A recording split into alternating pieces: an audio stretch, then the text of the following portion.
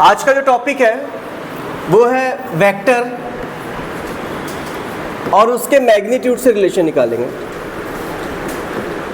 अगर topic complete हो जाएगा तो हम लोग आज ही वेक्टर का डॉट प्रोडक्ट भी सीखेंगे, ठीक है ना। वेक्टर का मैग्नीट्यूड अगर दिया हुआ हो तो रिजल्टेंट कितना होगा, ये क्वेश्चन है। क्वेश्चन समझ में आ रहा है ना। इससे पहले वेक्टर कैसा दिया हुआ था, पिछला चैप्टर याद है। वेक्टर ए को दिए थे AI plus BJ plus CK, ऐसा हो रहा था, याद आ रहा है। तो जोड़ते घटाते बन जा रहा था। अब जो है इस वेक्टर का मैग्नीट्यूड गिवन है बस, मतलब ये 2 का है, एक और वेक्टर है, इसका मैग्नीट्यूड 3 है।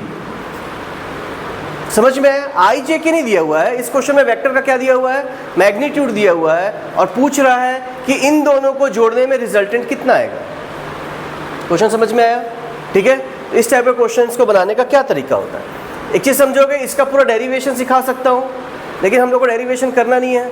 12th वाले पढ़ चुके हो, 11th वाले क्लास में पढ़ लेंगे, ठीक है। और जो रिपीट कर रहे हैं वो उनको तो पढ़ा हुआ ही है, तो डेरिवेशन नहीं करवाऊंगा, सिर्फ फॉर्मूला बता रहा हूँ। समझ में आया ना।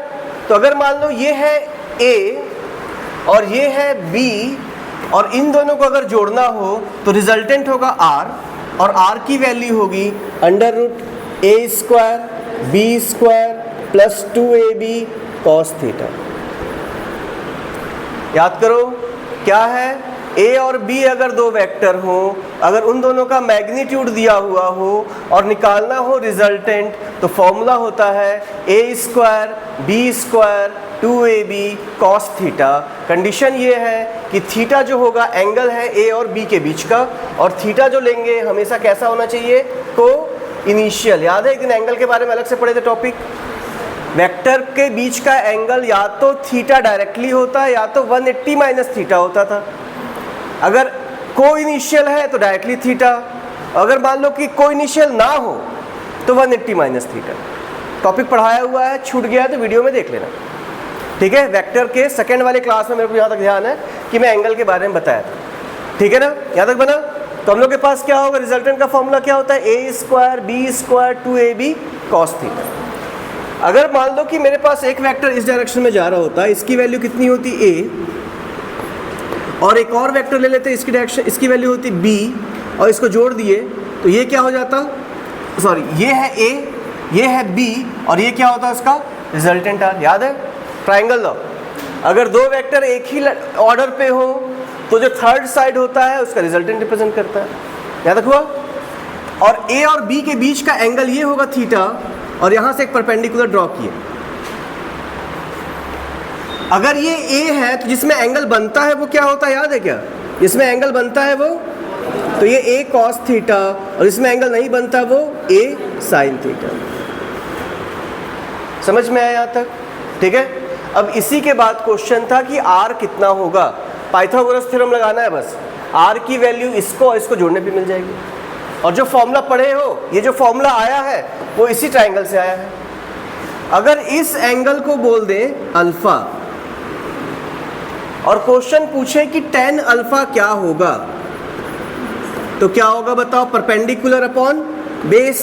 परपेंडिकुलर कितना है, A sin theta upon B plus A cos theta. Formula याद करना बिल्कुल सरल है, एक बार भी समझाऊंगा दोबारा फॉर्मूला कैसे याद करना। ये हो जाएगा direction of resultant with respect to B। दो वेक्टर थे ना A और B, रिजल्टेंट किसके आधार पे निकाले हैं, B के आधार पे। B को रिस्पेक्ट मान करके, तो B एक बार लिखाएगा। देखो जिसके रिस्पेक्ट में निकालोगे वो एक बार है, नहीं समझे। अगर इसी क्वेश्चन को पूछूं कि A के रिस्पेक्ट में रिजल्टेंट निकालो, समझ रहे हो ना।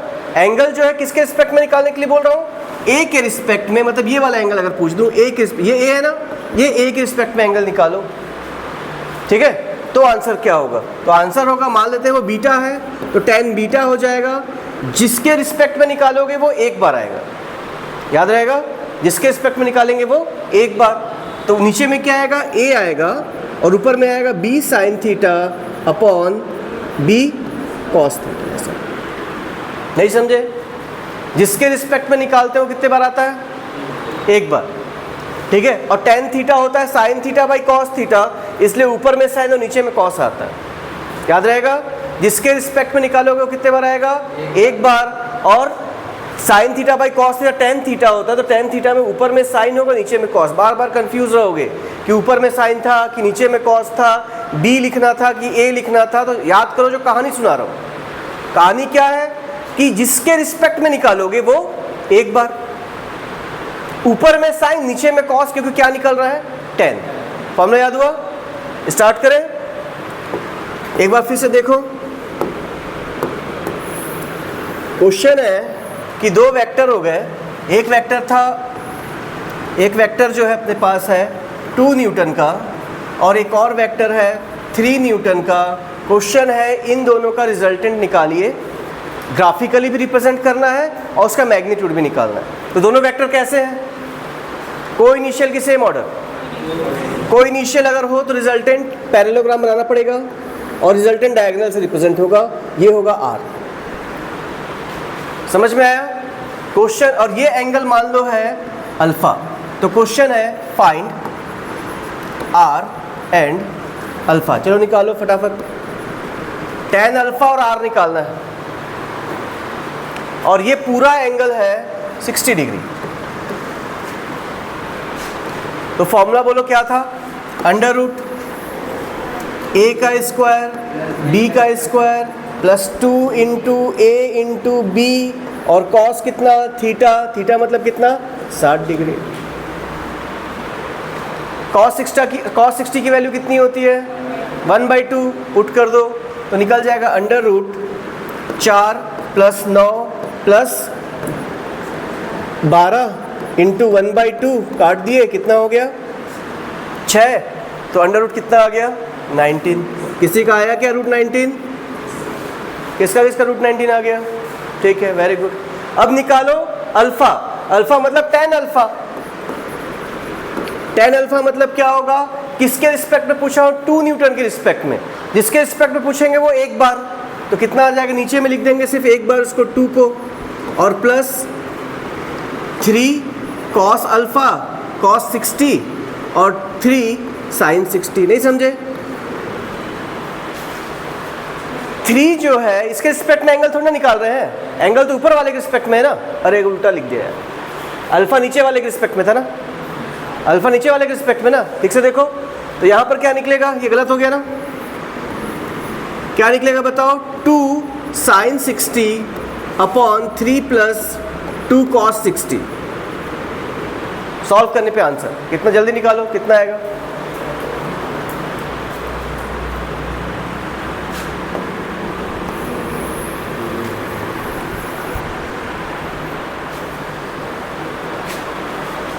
किसी का आया। साइन 60 की वैल्यू कितनी होती है, √3/2, साइन 60 है ना, तो 3 इंटू √3/2 अपॉन 2 प्लस 3 इंटू, ये 2 था, ये कट गया, 2 इंटू 1/2 काट दिए, तो √3/3 समथिंग ऐसा कुछ आ रहा है कि किसी का है ना। क्या निकल गया, tan alpha is equal to √3/3, काट देंगे तो 1/√3 हो जाएगा। 1/√3 कब आता है, tan में, तो alpha is equal to 30 degree. ज़्यादा फास्ट किया क्या, ज़्यादा तेज हो गया क्या, एक हाँ, अरे उल्टा हो गया क्या, ये 3 होगा ना, तो ये कितना 4 हो जाएगा, तो कुछ नहीं कटेगा, है ना। कितना आएगा, √3/4 बचेगा tan अल्फा की वैल्यू, बनेगा, बन जाएगा। क्वेश्चन लिखो, चलो डायग्राम बनाओ और रिजल्टेंट निकालो।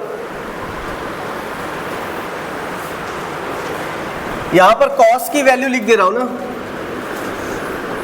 कॉस की वैल्यू लिखी हुई है, पहला 0, फिर 30, 45, 60, 90, 90 के बाद क्या आता है, 120, 135, 150 और 180। एंगल की वैल्यू लिखी हुई है, उसकी वैल्यूज़ लिख दे रहा हूँ। और ये याद होना चाहिए हमेशा। बाकी सब की वैल्यू याद करो मत करो, कॉस की वैल्यू याद करनी पड़ेगी, ठीक है। कॉस 0 1, 1 के बाद √3/2, 1/√2, 1/2, 0। अब इसी को दोबारा लिख दो, 1/2, 1/√2, √3/2 और 1, सब में माइनस लगा दो। समझ में आया? वैल्यूज हो गई उनकी।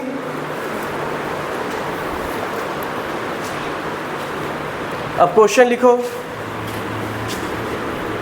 पहला a = 2, b = 2, थीटा = 60 डिग्री। दूसरा a = 2, b = 2, थीटा = 90 डिग्री। तीसरा a = 2, b = 2, थीटा = 0 डिग्री। चौथा a = 2, b = 2, थीटा = 180 डिग्री। तीसरा पांचवा जो भी है a = 2, b = 2 और थीटा = 120 डिग्री। क्वेश्चन सिंपल है, फाइंड r। सभी क्वेश्चन में क्या करना है, r की वैल्यू निकालनी है। r मतलब रिजल्टेंट। सिर्फ प्रैक्टिस करवा रहा हूं।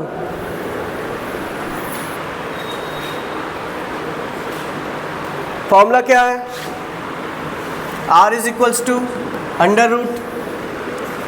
√2² प्लस 2² प्लस 2 × 2 × cos कितना 60। cos 60 की वैल्यू कितनी हो जाती है, 1/2। तो 4 प्लस 4 प्लस 8 × 1/2। ये 1/2 कहाँ से आया, cos 60 की वैल्यू देख रहे हो ना, वहाँ पर लिखा है cos 60, देख रहे हो, ये है cos 60। cos 60 पुट कर दिए, 2 से 2 कट गया, बचा 4। ये हो जाएगा √16 नहीं 12 आया, ठीक है आंसर। अगला दूसरा वाला r = क्या होगा, 90 डिग्री दिया हुआ है ना, तो √2² प्लस 2 × 2 × 2 cos 90। cos 90 कितना होता है, 0। देख लो वहाँ लिखा हुआ है, cos 90 0 हो गया। ये पूरा पार्ट कितना हो जाएगा, 0। तो क्या बचेगा, 2 मतलब 4 प्लस 4 = √8। दूसरा बना। तीसरे में एंगल कितना दिया हुआ है, 0। तो r = क्या हो जाएगा बताओ, √2² प्लस 2 × 2 cos 0। cos 0 कितना होता है, 1। तो बच जाएगा √4 प्लस 8। नहीं समझे, है ना, 80 आएगा। तो 4 और 4 कितना हो गया, 8, 8 और 8 कितना हो गया, 16। √16 वैल्यू कितनी आ गई, 4। कुछ समझ में आ रहा है क्या हो रहा है, लिख लिया यहाँ तक। अब एक बार चेक करते हैं ना, इसको देखना, 90 डिग्री वाले को चेक करो तो आंसर कितना आया, a² प्लस b² बचा बस। ये तो पाइथागोरस थ्योरम है। अगर एंगल की वैल्यू 90 डिग्री है तो डायरेक्ट पाइथागोरस थ्योरम से भी बना सकते हैं। नहीं समझे, क्वेश्चन में अगर दो वेक्टर के बीच में 90 डिग्री का एंगल बन रहा हो तो डायरेक्ट पाइथागोरस से भी डायरेक्ट सॉल्व कर सकते हैं। a² प्लस b² का रूट देख लो, वहाँ पर वही लगा, cos 90 की वैल्यू 0 हो गई। इसको चेक करो, 0 डिग्री में कितना आंसर आया, चेक करो तो 2 और 2 कितना होता है, 4 तो आया। 0 डिग्री का मतलब क्या है, 0 डिग्री का मतलब है दोनों वेक्टर एक ही डायरेक्शन में लग रहा है ऐसा, तो डायरेक्ट ऐड कर दिया, कोई प्रॉब्लम थोड़ी ना। जैसे मान लो यहाँ पर दिया होता ये इस वाले क्वेश्चन पे ही, इस पे ये 3 दिया होता और ये 4 दिया होता, पूछा रिजल्टेंट कितना होगा, 3 और 4 7, कोई फॉर्मूला लगाने की जरूरत नहीं। 0 डिग्री वाले में अगर दो वेक्टर 0 डिग्री पे मतलब दोनों सेम डायरेक्शन पे हो गए, सेम डायरेक्शन वाले में डायरेक्ट ऐड कर देना। नहीं समझ रहे हो, अगर दो वेक्टर एक ही डायरेक्शन पे हो तो फॉर्मूला के बिना भी डायरेक्टली निकाल सकते हैं, डायरेक्टली ऐड करके। बना यहाँ तक का, नहीं समझ पाए, 0 डिग्री वाले में डायरेक्ट ऐड कर सकते हैं, यही बताना चाहते हैं, ठीक है। अगला 180 डिग्री वाला बनाओ।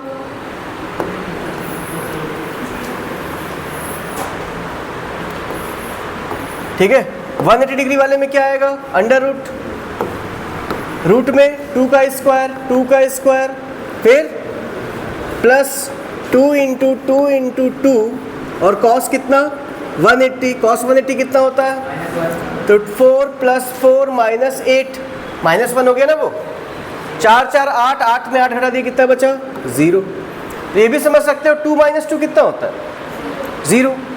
अगर 1 देखना समझना ना, पहले इधर देखो, 0 डिग्री मतलब दोनों एक डायरेक्शन पे, दोनों को डायरेक्ट जोड़ दो।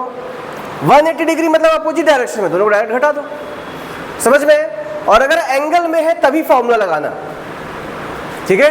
जैसे इसमें कितना दिया? 120 डिग्री, फॉर्मूला लगेगा। 60 डिग्री, फॉर्मूला लगेगा। 90 डिग्री, फॉर्मूला लगेगा। पर अगर मान लो दोनों एक ही डायरेक्शन पे है तो फॉर्मूला लगाने की जरूरत नहीं होगी, सीधा ऐड कर देना। अपोजिट डायरेक्शन में होगा तो डायरेक्टली सब्ट्रैक्ट कर देना, और अगर एंगल में होगा तभी फॉर्मूला लगाएंगे।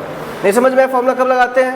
ठीक है, इस क्वेश्चन में लास्ट वाले में देखो कितना आंसर आया, √a²,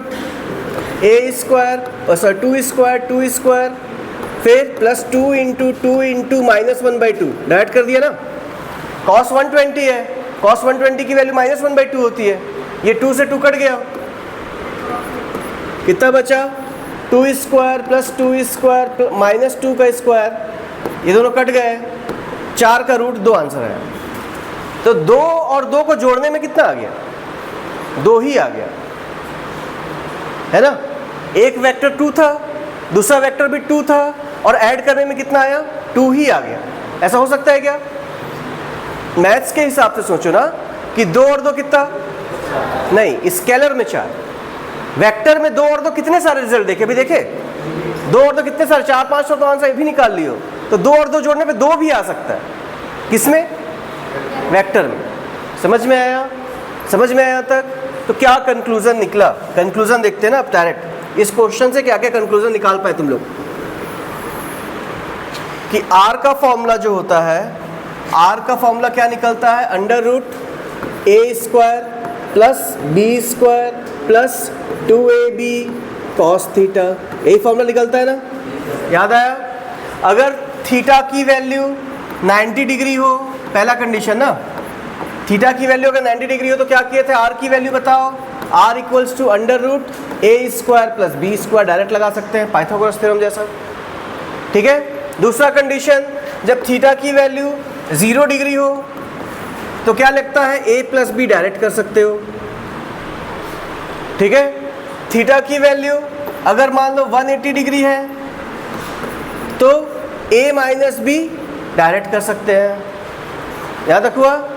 तीसरा कंडीशन, अगर थीटा की वैल्यू 120 डिग्री हो और a और b बराबर हो तो r भी क्या आता है? बराबर ही आता है। नहीं समझे? थर्ड वाला कंडीशन समझ में आया? अभी बनाया हो ना कि 2 + 2 कितना हो गया था? 2 कब होता है? जब दोनों बराबर हो और एंगल कितना हो? 120। ये प्रॉपर्टी याद हुई? कुछ क्वेश्चन में डायरेक्ट लगा देंगे, दिमाग नहीं लगाएंगे, ठीक है? कोई फॉर्मूला वॉर्मूला लगाने की जरूरत नहीं पड़ेगी, डायरेक्ट निकाल सकते इस क्वेश्चन को। थोड़ा बड़ा बना? कितने लोगों को समझ में आया टॉपिक? करीब करीब सबको आ रहा है ना? फॉर्मूला क्या था? रिजल्टेंट का फॉर्मूला था a² b² 2ab cos θ, ठीक है?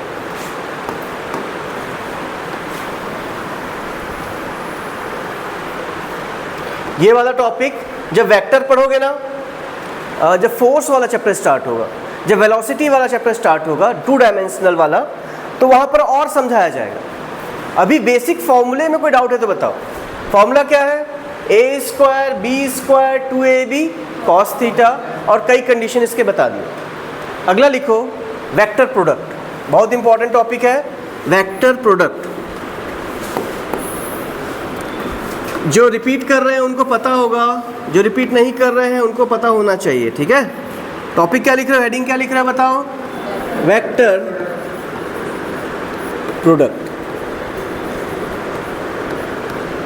2 और 2 कितना होता है बताओ? चलो 2 को 2 में जोड़ने में कितना आता है? कुछ भी आ सकता है, अभी तो बताया। पहले पूछना चाहिए वेक्टर है कि स्केलर। अगर 2 वेक्टर है तो जोड़ने में कुछ भी आ सकता है, और 2 स्केलर तो जोड़ने में कितना आएगा? 2 और 2 4। अब क्वेश्चन है जोड़ना नहीं है, अब इंटू करना है।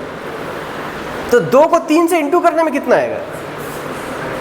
फिर से वही क्वेश्चन है कि स्केलर है कि वेक्टर है। स्केलर में 2 × 3 कितना आएगा? 6। वेक्टर में 2 × 3 कितना आएगा? कुछ भी आ सकता है। समझ में आया ना? तो प्रोडक्ट को डिफाइन करना है, दो वेक्टर के प्रोडक्ट को डिफाइन करना है। अब हम लोग के पास फिजिकल क्वांटिटी दो टाइप के थे, एक था वेक्टर, दूसरा था स्केलर। यहाँ तक याद आया? एडिशन को एक बार रिवाइज करते हैं ना, पहले एडिशन को एक बार रिवाइज करके देखता हूँ, ये हो गया ना? एडिशन को एक बार रिवाइज करते हैं। क्या किसी वेक्टर में किसी वेक्टर को जोड़ा जा सकता है? सोचो,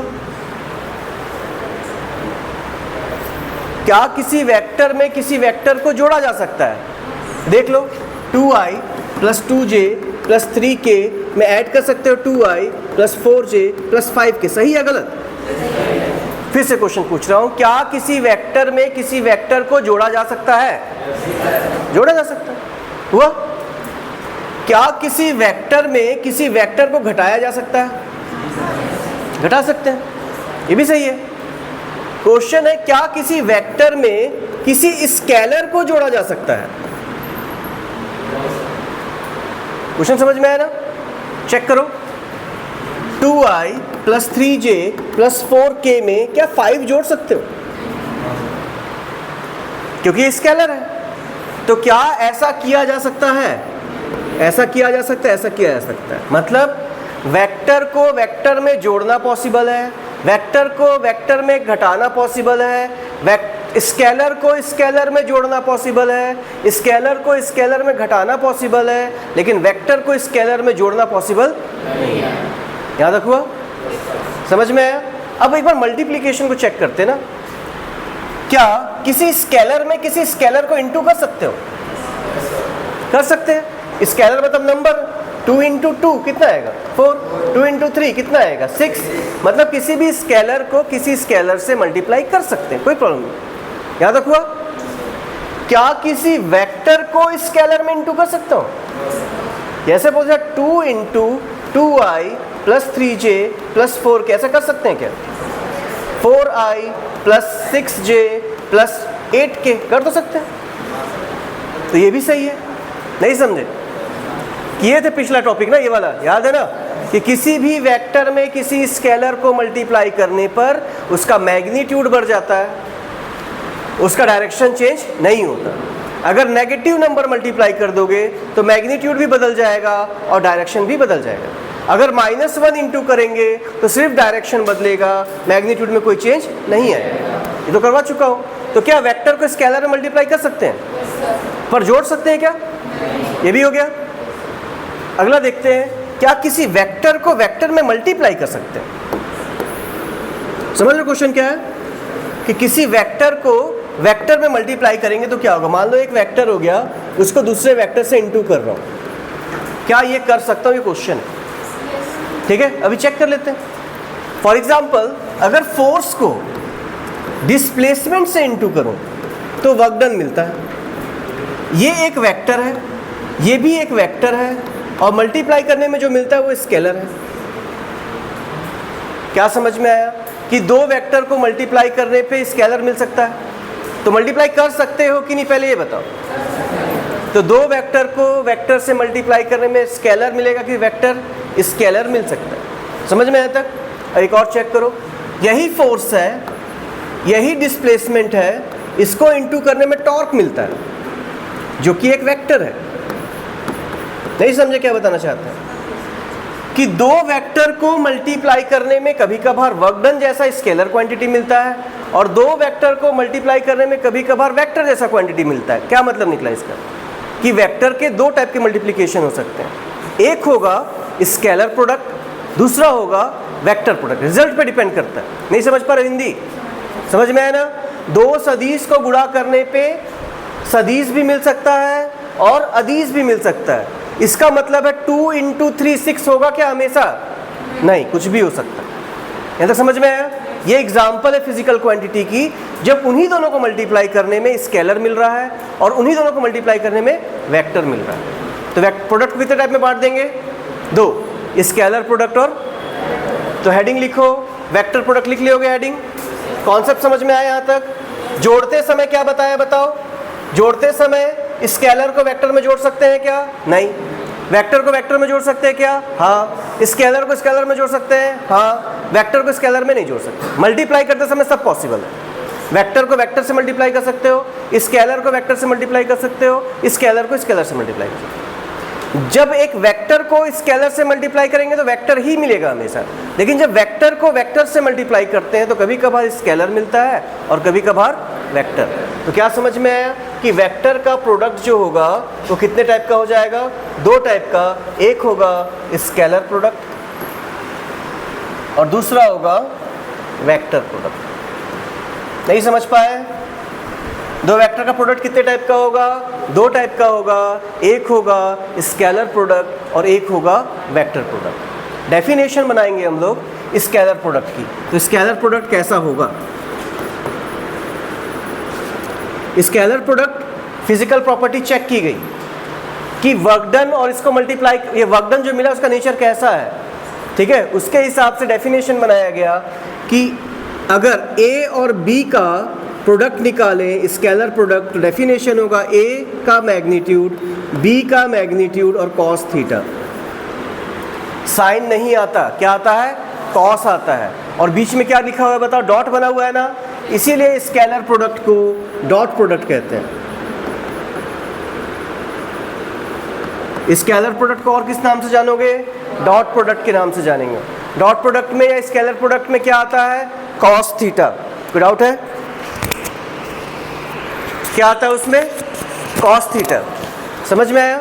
अब मल्टीप्लाई करके देखते हैं एक बार क्या क्या निकल सकता है। ठीक है, स्टार्ट करें।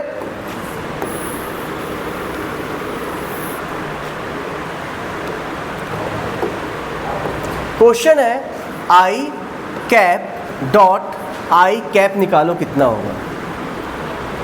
आई मतलब मैग्नीट्यूड कितना होता है उसका? यूनिट वेक्टर है, तो कितना आएगा मैग्नीट्यूड? 1। इस वाले आई का भी कितना आएगा? 1। और एंगल कितना होगा? Cos theta. इस आई का इसी आई के साथ कितना एंगल बन रहा है? 0। तो कितना हो गया? 0। कॉस 0 कितना होता है? देखो लिखे हुए कॉपी में बताया था ना, कॉस 0 1 हो गया, तो ये बचा कितना? 1। तो आई डॉट आई कितना मिला? कुछ पूछना है किसी को? आई डॉट आई कितना आ गया? 1। क्वेश्चन है सेम जे डॉट जे कितना आएगा? 1। और के डॉट के कितना आएगा? 1। नहीं समझे? क्वेश्चन पूछा कि दो यूनिट वेक्टर है एक ही डायरेक्शन पे, दोनों का डॉट प्रोडक्ट कितना आता है? तो 1। नहीं समझे? यूनिट वेक्टर का डॉट प्रोडक्ट कितना आता है? 1। अगला है आई डॉट जे निकाल के देखते हैं। आई का मैग्नीट्यूड कितना, जे का मैग्नीट्यूड कितना, और कॉस। देखो आई है एक्स एक्सिस और जे है वाई एक्सिस, एंगल कितना हो गया? तो कॉस कितना? तो कॉस 90। नहीं समझे? समझ में आ गया? क्या समझ में आया? आई dot I 1, I dot J 0, I dot आई 1 और आई डॉट जे कितना? 0। इसको यहाँ लिख लेते हैं, फाइनल टच ले लेते हैं। अब क्या निकल रहा है? I dot I equals to J dot J equals to K dot K is equals to कितना? 1। और अगर उल्टा कर दें, I dot J I dot के और आई जे डॉट के कितना आएगा? 0। मतलब अगर सेम वाले को मल्टीप्लाई करो तो 1, अलग अलग को मल्टीप्लाई करो तो 0। ये ना पता चला? सेम वाले को मल्टीप्लाई करें तो 1, अलग अलग को मल्टीप्लाई करें तो 0। समझ में आया तक? अब मान लो एक वेक्टर लिख दिया, बना लेते हैं वेक्टर A। इसकी वैल्यू है A1i, A2j और A3k, मान सकते हैं ना ऐसा? और एक वेक्टर बनाया B, ये है B1i, B2j और B3k। क्वेश्चन है A डॉट B निकालो कितना होगा। तो मल्टीप्लाई करना है, देखते हैं। मल्टीप्लाई करना है ना, कैसे मल्टीप्लाई करेंगे? इस पूरे को पहले देखना, इस पूरे को इन सब से करना पड़ेगा। मल्टीप्लाई ऐसे ही करते हैं ना। फिर इस पूरे को पूरे से करना पड़ेगा, फिर इस पूरे को पूरे से करना पड़ेगा। ऐसे ही ना होगा? अब देखना, आएगा A1 इंटू B1 आएगा, और साथ में I इंटू आई कितना हो जाएगा? I into i 1, I into i कितना हो गया? 1। फिर प्लस A1 इंटू B2 और I इंटू J कितना होता है? तो 0 हो गया। तो नहीं समझे? समझ में है? अब फिर मल्टीप्लाई करूंगा a1 को b3 से, तो आएगा a1 इंटू b3 और i into k। i into k कितना होता है? 0। तो फिर कितना हो गया? 0। तो क्या बचा? a1 b1। समझ में है? अब इसको मल्टीप्लाई करो पूरे के साथ, तो a2 इंटू b1, तो ये j इंटू i आ जाएगा, तो आ जाएगा कितना? 0 प्लस a2 इंटू b2 आएगा, इंटू 1 आएगा। नहीं समझ रहे हो? और लास्ट में फिर 0। सिमिलरली करेंगे तो 0 प्लस a3 b3 आएगा। नहीं समझे? नहीं समझ में आया? तो लास्ट में क्या बचेगा? लास्ट में बचेगा a डॉट b की वैल्यू क्या बचेगी बोलो? a1 a2 a1 b1 a2 b2 और प्लस a3 b3। यही बच रहा है ना? समझ में आया? इसको याद करते हैं, कैसे याद करेंगे? डॉट प्रोडक्ट निकाला, समझ में आया? अगर मान लो कोई वेक्टर है a is equals to a1 i plus b1 a2 j plus a3 k और वेक्टर b है b1 i b2 j और b3 k। यहाँ तक हुआ? तो a डॉट b, ये डॉट पढ़ेंगे इसको। डॉट मतलब कौन सा product? Scalar product. Scalar product मतलब रिजल्ट में नंबर मिलना चाहिए, i j k नहीं मिलना चाहिए। समझ में आया ना? तो मल्टीप्लाई कर दो i वाले को i वाले से, j वाले को j वाले से और k वाले को k वाले से और i j k हटा दो। यही ना हो रहा है? अब मेरे साथ बोलो, ठीक है? क्या बोल रहा है समझना ना? जब a1 डॉट a2 निकाल, जब a डॉट b निकालेंगे तो कैसे डॉट प्रोडक्ट कैसे निकालते हैं? तो i वाले को i वाले से, j वाले को j वाले से, k वाले को k वाले से मल्टीप्लाई करके i j k हटा देते हैं। याद रहेगा? यही बोलना है, ठीक है? स्टार्ट करें। तो a डॉट b कैसे निकालेंगे? i वाले को j वाले को k वाले को मल्टीप्लाई करके i j k हटा देते हैं। ये मन में बैठ जाना चाहिए। डॉट प्रोडक्ट देखते ही i वाले को i वाले से, j वाले को j वाले से, k वाले को k वाले से मल्टीप्लाई करके i j k हटा देते हैं। याद रहेगा ना? समझ में आया? फॉर्मूले में बहुत सी चीज़ें दिख रही हैं। क्वेश्चन बनाना बिल्कुल सरल है। स्टार्ट करें। क्वेश्चन दे दिया a is equals to i plus 2j plus 3k और वेक्टर b दे दिए 2i plus 3j plus 4k। Question है a डॉट b निकालो। क्या करोगे? डॉट प्रोडक्ट बोलो ना। तो i वाले को i वाले से, j वाले को j वाले से, k वाले को k वाले से मल्टीप्लाई करो और i j k हटा दो। जिसके आगे कुछ नहीं, उसके आगे क्या होता है? तो 1 2 जा 2 तिया 4 तिया, ठीक है ना? 20 क्या यूनिट्स हो गया। नहीं समझ में आया? समझ में आया ना? सिंपल सा कॉन्सेप्ट है, डॉट प्रोडक्ट निकाल देना। i वाले को i वाले से, j वाले को j वाले से, k वाले को k वाले से मल्टीप्लाई करके i j k हटा देते हैं। बन जाएगा? क्वेश्चन दे कुछ और? चलिए ट्राई कीजिए।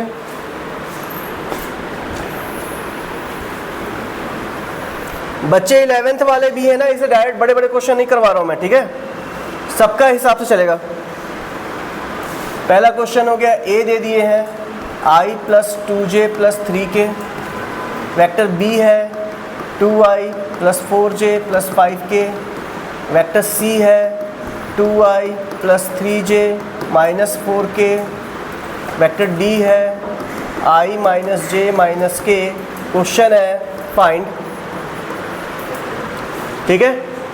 a dot b, b dot c, b dot a, ठीक है ना? a और b को निकालना है, b और c का निकालना है, b और a का निकालना है और c डॉट d।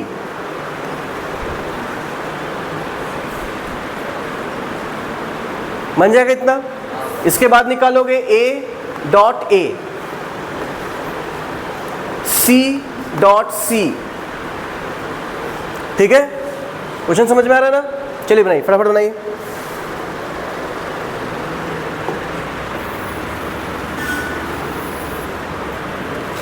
सिंपल है, बहुत कठिन नहीं है।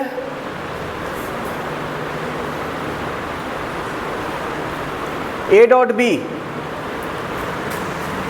ऊपर का दिख नहीं रहा है, क्या है, 2 है, 8 और 15 ऐसे आएगा ना, 2 + 8 + 15 ऐसे ही आया ना पहला, यही आया क्या पहला? ठीक है, वेरी गुड, बना लो। कितना आएगा? 8 2 10 25, 25 क्या यूनिट्स। दूसरा क्वेश्चन क्या है, बी डॉट सी, तो 4 12 और 20 -20 ना, 4 12 और -20, -20 आएगा ना, देख लो -20 है ना, ठीक है, तो कितना आ गया, -4, ठीक है ना, -4 क्या यूनिट्स। तीसरा देखो, बी डॉट ए, तो कितना आ रहा है, 2 8 और 15, कितना आया, 25 यूनिट आया। अगला देखो, सी डॉट डी,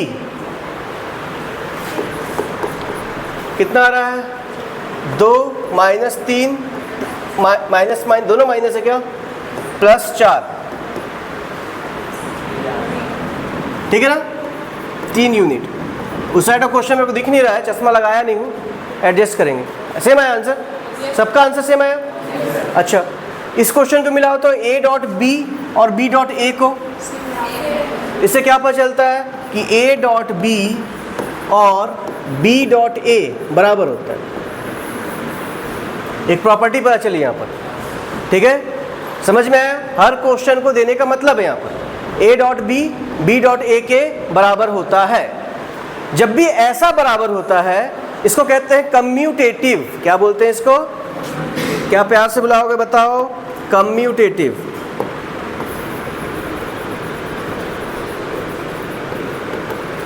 संचरण का नियम, हिंदी में क्या बोलते हैं, संचरण। कम्युनिकेशन का मतलब क्या होता है बताओ तो। कम्युनिकेशन मतलब बात करना। बात करने में कितने लोग चाहिए, कम से कम, जैसे मैं बोल रहा हूँ तुम लोग नहीं बोल रहे, कम्युनिकेशन हो रहा है क्या। कम्युनिकेशन मतलब दो हो और बदल सकते एक दूसरे की जगह, कभी मैं बोलूँ, कभी ये बोले, कभी मैं। देखो यहाँ पर वही हो रहा है, ए कभी बोलता है बी से, बी कभी बोलता है ए से। याद करना बिल्कुल सरल है। कम्यूटेटिव लॉ किसको कहते हैं, 3-4 टाइप के मैथ्स में लॉ है, commutative, associative, distributive, existence of inverse, ठीक है, और होता है एग्जिस्टेंस ऑफ आइडेंटिटी। ये कुछ 5 ऐसे स्टेटमेंट होते हैं मैथ्स में। तो कम्यूटेटिव मतलब क्या होगा, दो लोग होंगे, ए बी होगा और बी ए होगा। अगर कभी ये दिख रहा है इसका मतलब क्या है, वो कम्यूटेटिव है। तो डॉट प्रोडक्ट कम्यूटेटिव होता है, यहाँ पर नीचे में लिख लो, dot product is commutative in nature, ठीक है। डॉट प्रोडक्ट कैसा होगा, कम्यूट करता है, यानी कम्यूटेटिव होता है। ये छोटे मोटे क्वेश्चन कभी कभार दिख जाए मान लो, उसके लिए बता दे रहा हूँ, ठीक है। अगला है इसी में ए डॉट ए निकालो, कितना निकलेगा। मतलब क्या था, ए कितना दिया है बताओ, i + 2j + 3k, तो i dot A dot A निकालना है, इसी को इसी से मल्टीप्लाई करना पड़ेगा, है ना। तो क्या आएगा, 1 का स्क्वायर, 2 का स्क्वायर, 3 का स्क्वायर इक्वल्स टू कितना हो जाएगा, 9 1 10 14 है ना, 14 लिख सकते हो ऐसा, कोई डाउट तो नहीं हो रहा इसमें। ए डॉट ए की वैल्यू कितनी होती है, 1 का स्क्वायर, 2 का स्क्वायर, 3 का स्क्वायर। दूसरे वाले को बनाओ, सी ना, सी डॉट सी बोला हूँ, सी कितना है, 2i मतलब 2 × 2 + 3 × 3 + 4 × 4। माइनस का कोई मतलब नहीं निकला, माइनस माइनस प्लस हो गया, तो कितना हो गया, 4 + 9 + 16 यानी कि √29। सॉरी सिर्फ 29। नहीं समझे, यहाँ तक समझ में है, कोई डाउट है। अच्छा, इसको ऐसा लिख सकते हो क्या, वेक्टर ए का स्क्वायर, एक नंबर को अगर 2 बार मल्टीप्लाई करें तो उसका मतलब होता है वेक्टर का स्क्वायर। कोई डाउट तो नहीं हो रहा इसमें। इसको भी लिख सकते हो, वेक्टर सी का स्क्वायर। यहाँ तक समझ में आया। अब ए का मैग्नीट्यूड निकालो तो बस, उसी क्वेश्चन में ए का मैग्नीट्यूड निकाल के देखो क्या होता है। जल्दी लिखो, चलो ए का मैग्नीट्यूड निकालो, तो आएगा 1 का स्क्वायर प्लस 2 का स्क्वायर प्लस 3 का स्क्वायर का रूट, यही ना हो रहा है, मतलब अंडर रूट 14। ये आया क्या, यही नंबर। अगर रूट का साइड चेंज करें तो यहाँ पर स्क्वायर आ जाएगा। ऐसा कह सकते हैं कि वेक्टर का स्क्वायर उसके मैग्नीट्यूड के स्क्वायर के बराबर होता है। नहीं समझ पा रहे हो? वेक्टर का स्क्वायर उसके मैग्नीट्यूड के स्क्वायर के बराबर, क्यूब नहीं होगा बराबर, पावर 4 नहीं होगा बराबर, लेकिन स्क्वायर बराबर होगा। समझ पा रहे हो ना? किसी वेक्टर का स्क्वायर उसके मैग्नीट्यूड के स्क्वायर के बराबर होता है। यहाँ तक समझ में आया? ठीक है, ऐसे ही समझो, c का स्क्वायर इसके मैग्नीट्यूड के बराबर होगा कि नहीं होगा? समझ में आया? यहाँ तक स्टार्ट करें क्वेश्चन। इसी टॉपिक का क्वेश्चन दूंगा। क्या टॉपिक बताया, बताओ कि मैग्नीट्यूड का स्क्वायर वेक्टर के स्क्वायर के बराबर होता है, और स्क्वायर का मतलब क्या है, यहाँ पर डॉट प्रोडक्ट लेना। ठीक है, क्वेश्चन लिखिए। अब समझ में आया कितने लोग को मैथ्स बनता है। यहाँ से स्टार्ट होगा वेक्टर। क्वेश्चन है a and b are unit vector. A और बी क्या है? यूनिट वेक्टर है। Then proof. मैं प्रूफ करने के लिए दे रहा हूँ, एग्जाम में पूछेगा which of the following statement is true. समझ रहे हो ना? 3 कंडीशन दे देगा, उसमें पूछेगा दिए हुए कंडीशन में से कौन सा सही है बताइए। तो क्वेश्चन है कि mod of A plus B is equals to A sine square theta by 2, sine theta by 2 plus है ना, एक मिनट भावनाओं में बह गया थोड़ा सा, यहाँ पर आएगा 2 कॉस थीटा बाई 2, ये प्रूफ करना है।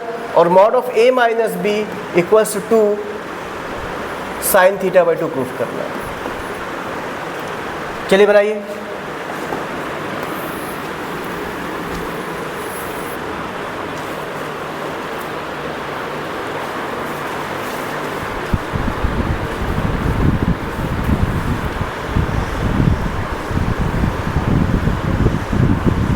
साइकिल चलाना किसको किसको आता है? एक दिन साइकिल चलाना सिखा है, उसके बाद सीधा पकड़ा दी ट्रक और बोले चलाओ, चला लोगे? वही वाला हिसाब है। सर बता रहे थे कुछ ABCD और वहाँ पर कुछ और आ गया। समझ आ रहा है क्वेश्चन? बना लोगे इसको? जो रिपीट कर रहे हैं हो सकता है उनको ही पता हो क्वेश्चन, जो रिपीट नहीं कर रहे उनके लिए बिल्कुल फ्रेश क्वेश्चन है। ठीक है, तो यहाँ पर क्या दिया हुआ है? मॉड दिया, देखो मॉड दिया ना अलग से। मैग्नीट्यूड को वेक्टर में बदलना पड़ेगा। समझ रहे हो? एक रिमार्क लिख लो ऐसा इस टाइप के क्वेश्चन के लिए कि क्या होगा, क्या करना है, मैग्नीट्यूड को वेक्टर में चेंज करना है। तो कंडीशन होता है स्क्वायरिंग बोथ साइड। जो क्वेश्चन बता रहा हूं इससे वैरायटी ऑफ क्वेश्चन बनते हैं। मैं एक क्वेश्चन बता रहा हूं, ऐसे बहुत सारे क्वेश्चन बना सकते हैं इस क्वेश्चन को बनाने के बाद। तो स्टार्ट करें। मॉड दिया हुआ था क्या? a plus B. क्या समझ में आया? ये मैग्नीट्यूड है, इसको वेक्टर में बदलना है तो क्या करना पड़ेगा? स्क्वायरिंग कर देंगे तो ये बदल जाएगा a प्लस बी के वेक्टर में। देख लो, नहीं समझ में आया? यहाँ पर मॉड का स्क्वायर था, अभी पिछले कंडीशन में बताया, पिछला जो क्वेश्चन लिखे थे, क्वेश्चन बनाए थे, वहाँ पर बताया था कि मॉड का स्क्वायर करने पे वेक्टर में चेंज हो जाता है। कैसे पहचाने किधर मॉड है किधर वेक्टर? देखो इधर डंडा सीधा है और इधर टेढ़ा है, मतलब ये ब्रैकेट है। ठीक है, अब a प्लस बी का होल स्क्वायर क्या होता है? a square plus b square plus 2ab, यही ना होता है? a स्क्वायर का मतलब स्क्वायर है तो मॉड का लिख सकते हो स्क्वायर, याद है?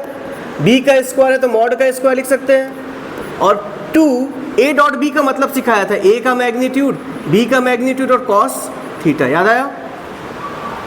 डेफिनेशन देखो डॉट प्रोडक्ट का, ए बी का मैग्नीट्यूड अगर निकालना है तो कंडीशन होता है A dot B cos theta. एक ए और बी कैसे वेक्टर है? यूनिट वेक्टर, मतलब मैग्नीट्यूड 1, तो ये हो जाएगा 1, ये हो जाएगा 1, ये हो जाएगा 2 इंटू 1 इंटू 1 और कॉस थीटा। ये हो जाएगा 1 + 1 2 + 2 कॉस थीटा। यहाँ तक समझे? 2 दोनों में कॉमन है तो बचेगा 1 + कॉस थीटा। ठीक है, यहाँ तक समझ में आया? कोई डाउट है? कितने लोगों को समझ में आया? ईमानदारी से हाथ खड़ा कर दो। गजब लोग को समझ में आ गया यार। बनवाऊंगा यहाँ पे ब्लैक बोर्ड में, बता दे रहा हूँ। अब बताओ कितने लोग को आ गया? हाँ ठीक है, बहुत बढ़िया। यहाँ तक समझ में आया ना? एक्चुअली ये क्वेश्चन मेरे हिसाब से आ सकता है क्योंकि जेई और नीट का लेवल करीब करीब क्लैश हो गया है। फिजिक्स को लेकर के सिलेबस करीब करीब क्लैश हो चुका है। पहले था कि बायो वालों को थोड़ा इजी क्वेश्चन देता था, अब ऐसा कुछ नहीं है ना? दे देगा क्वेश्चन, बोलेगा दिए हुए कंडीशन में से कौन सा ट्रू है। एक कंडीशन ये दिया रहेगा, एक कंडीशन ये दिया रहेगा, बाकी उल्टा पुल्टे का दो कंडीशन और दे सकता है। पहला बना वहाँ तक का। अब बताओ कितना बचा यहाँ पर? 2 का 2 बचा। 1 + cos थीटा, 1 + cos थीटा होता है 2 cos स्क्वायर थीटा बाई 2। याद कर लो। कब तक भागोगे ट्रिग्नोमेट्री से? 1 + cos थीटा। देखो यहाँ बचा है ना 1 + cos थीटा। 1 + cos थीटा होता है 2 cos स्क्वायर थीटा बाई 2। ये किसकी वैल्यू निकली है बताओ? a + b के मॉड के स्क्वायर का निकला है।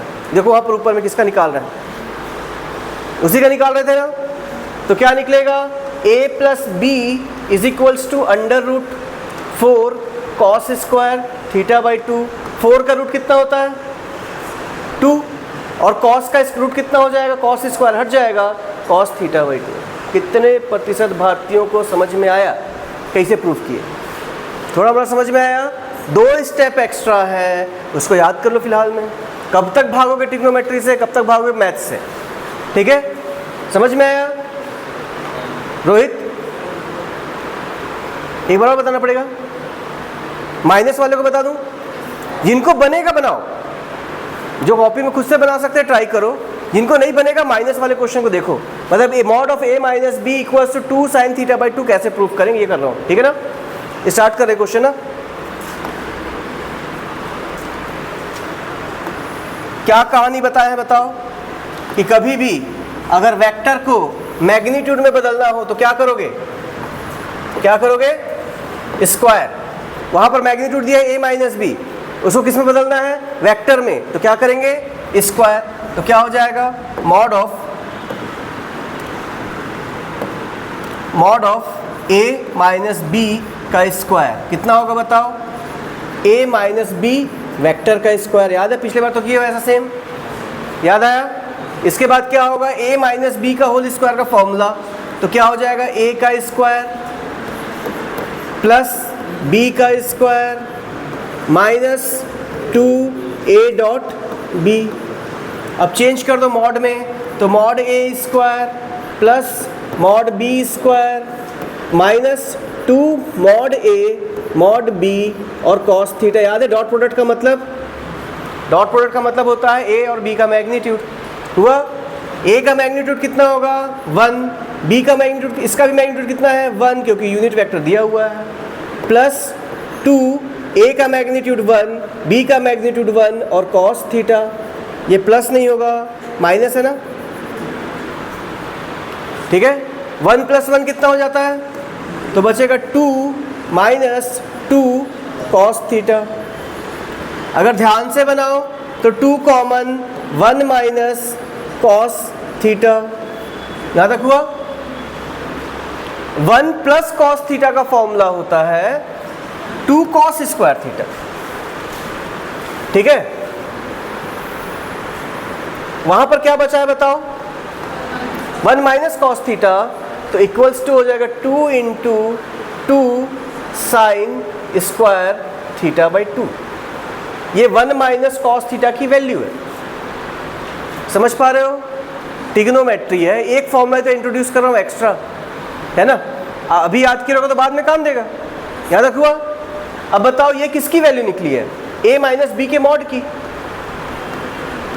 इसी की वैल्यू निकली है ना? 4 sin स्क्वायर थीटा बाई 2। तो a - b का मॉड क्या निकलेगा? √4 sin स्क्वायर थीटा बाई 2। 4 का रूट 2, साइन का साइन थीटा बाई 2। प्रूफ हो गया, देख लो ये। समझ में आ रहा है ना? 2-3 फॉर्मूले एक्स्ट्रा लग रहे हैं, वो धीरे धीरे करके मैथ्स वाले पढ़ लेंगे, बायो वालों को याद करना। बना? क्वेश्चन बनेगा?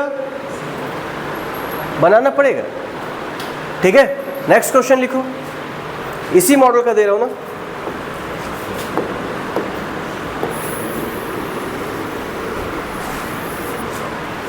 क्वेश्चन है a.b is equals to √3, magnitude of a equals to 1, magnitude of b is equals to 2।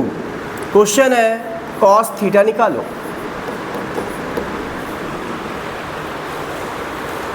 चलो बनाओ।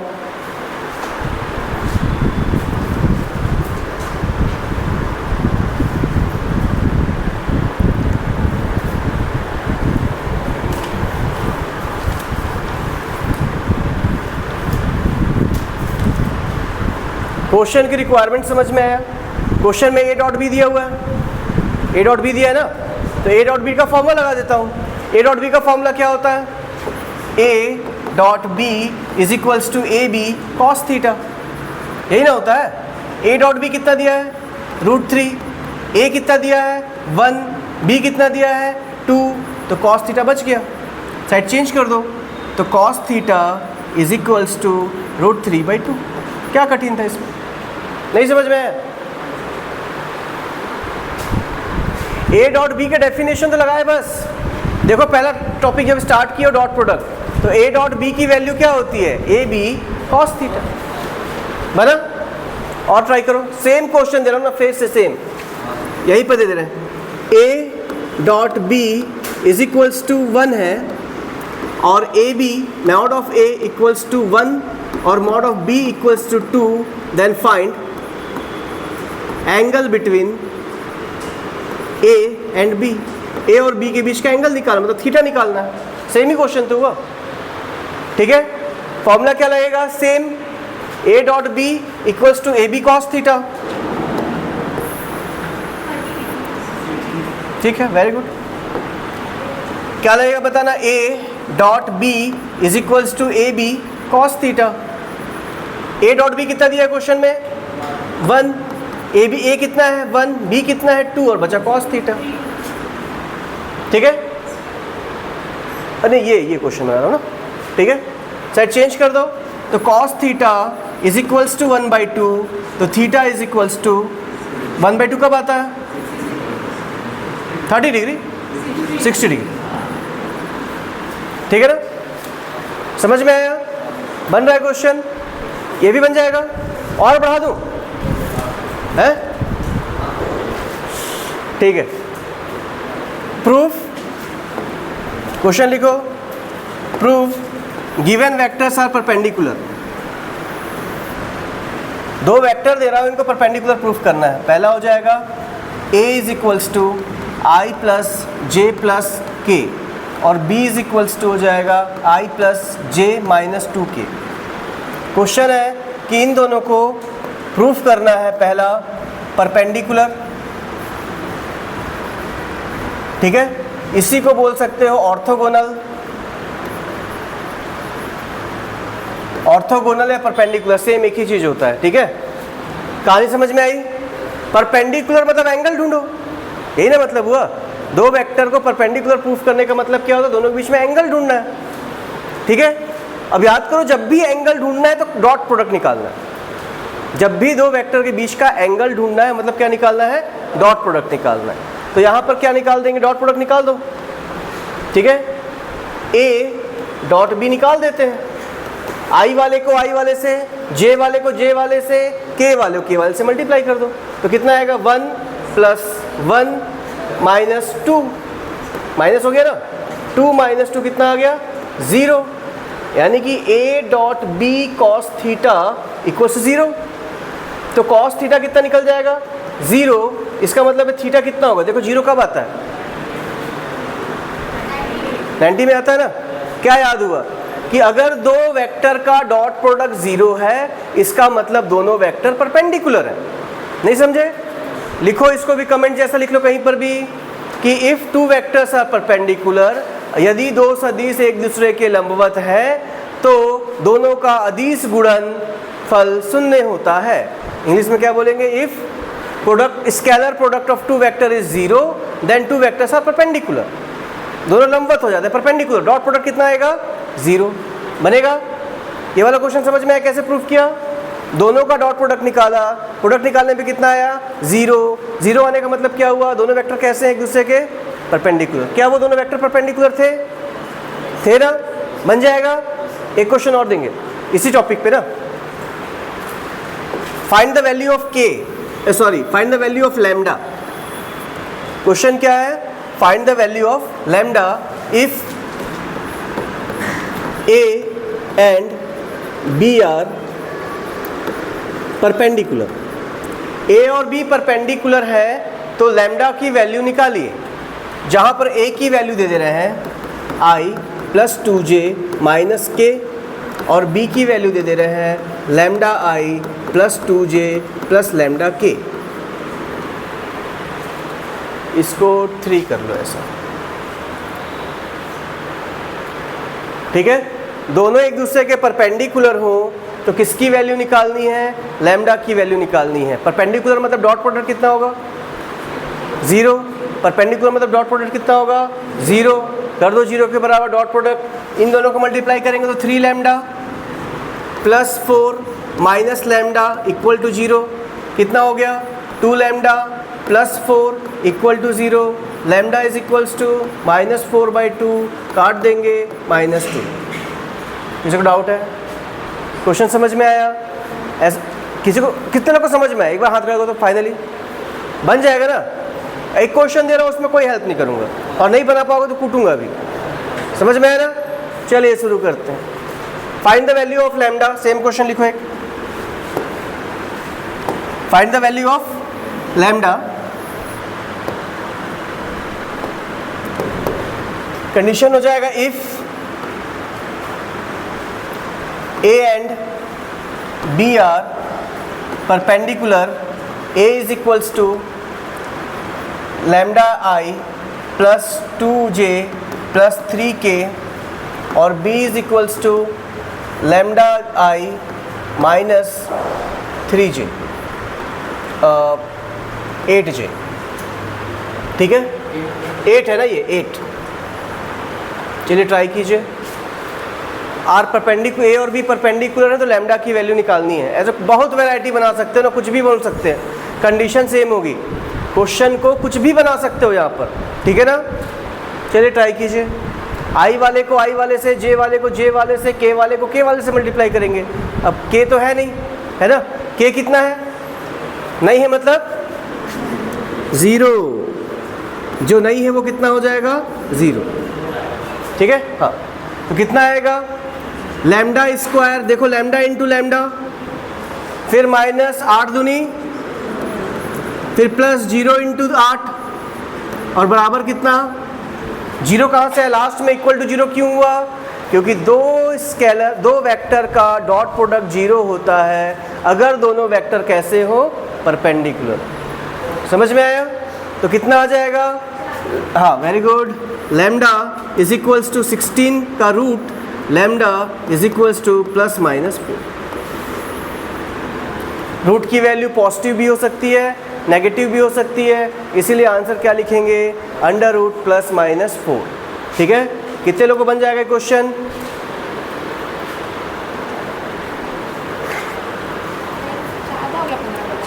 ठीक है, आज के लिए इतना काफ़ी है। क्या तक टॉपिक कंप्लीट कर लोगे? है ना। टेस्ट में मैं कोशिश करूंगा सिर्फ वेक्टर दूं, ठीक है। सिर्फ वेक्टर वाले यहाँ तक के टॉपिक के 33 क्वेश्चंस होंगे। पिछले बार कुछ बच्चे होशियारी बंद कर दिए ना, अरे बंद